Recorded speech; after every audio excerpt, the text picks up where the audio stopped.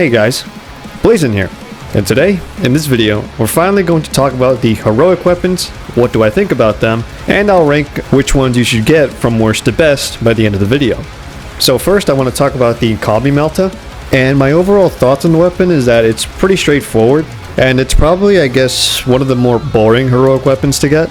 Now the actual bolt rifle itself is fine, in fact it's still really good, however you do lose some accuracy since the gun doesn't have a scope, so it's not as accurate as the accuracy variant of the bolt rifle, but it's still good nonetheless. And the actual Melta attachment is pretty, I don't want to say underwhelming, I guess it's just mid, because it is useful for clearing out hordes and basically all the Minoris enemies. And then when it comes to Majoris and up, it's not exactly the best. It's okay against Majoris enemies. I think the only enemies that it's not good at for sure are the Rubric Marines from the Thousand Suns, which makes sense, I guess. I mean, they are fully armored. So other than them, it's pretty mid against the other Majoris enemies in the game.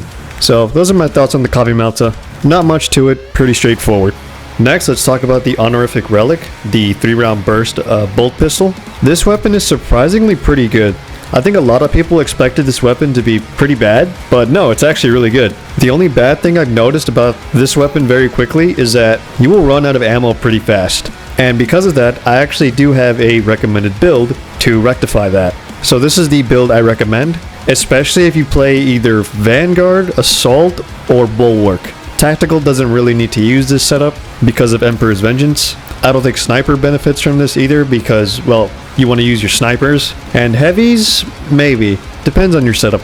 But yeah, those are my overall thoughts on the Honorific Relic. It's a very good bolt pistol variant. And now we talk about our first melee weapon, starting with the double-edged Relic Chainsword. This weapon used to be really bad when the patch came out, when patch 10 came out, but it's received some buffs since then and it's now actually pretty decent. Personally speaking, I am a little bit disappointed with how the heavies work. Personally, I would like it so that this weapon can be chained with heavy attacks from the first to the last, but as of right now, you can only chain 2 heavy attacks, whether it be punch into shoulder bash or shoulder bash into stomp, I believe. I think they should change it so that you can chain all 4 attacks. Other than that though, this weapon is still pretty good. But before we move on, I actually do have a couple builds I'd like to show off. So since this weapon can chain off heavy attacks, I'd figure getting an extra stomp would be a nice compliment. Now at the moment, unfortunately this perk is bugged with this weapon. But I think Saber is aware of that, so hopefully after this video it should be fixed. And here's a variation. Pretty similar build, except this one has full throttle, for those that like to use the full throttle perk.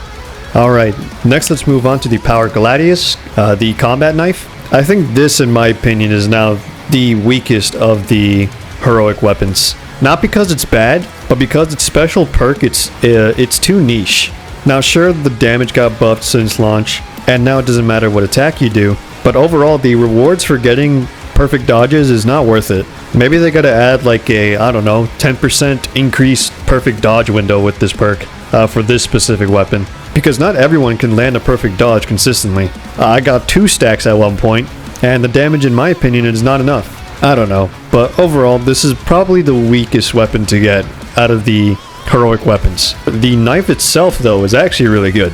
Next, let's move on to the Xenophase Blade. Now this is probably the best heroic weapon on the list so far. The increase in power rake damage and overall radius is huge. The only downside is that it doesn't swing as fast as the regular power sword, but the pros far outweigh the cons, and overall an easy pickup to spend your accolades on. And finally, let's talk about the Relic Battle-Worn. I probably had more fun with this weapon than I thought. The rate of fire is pretty good on it, the damage is good, but it suffers the same problem as the Honorific Relic bolt pistol, which is that at some point you might run out of ammo. And because of that, here's a build I came up with. Now I'm not sure if I would stick with this build, or if I'm going to stick with it personally, because the only bad thing about this build is that you do lose out on the heavy immunity perk, which allows you to not get knocked over while you're in heavy stance. But I came up with this pathing just so I can get the second power collection perk at the end of the tree. Now that's all the heroic weapons currently in the game. Here's what I would get from first to last. I would first get the Xenophase Blade, Honorific Relic, the Relic Battle-Worn, Combi-Melta, Double-Edged Relic, and Power Gladius. Let me know what you guys think of my rankings, but of course this could differ depending on the classes you main. And yeah, that's pretty much it for this video. So if you enjoyed, please leave a like, share the video around, and make sure you're subscribed so you don't miss any videos from me. And until next time, peace.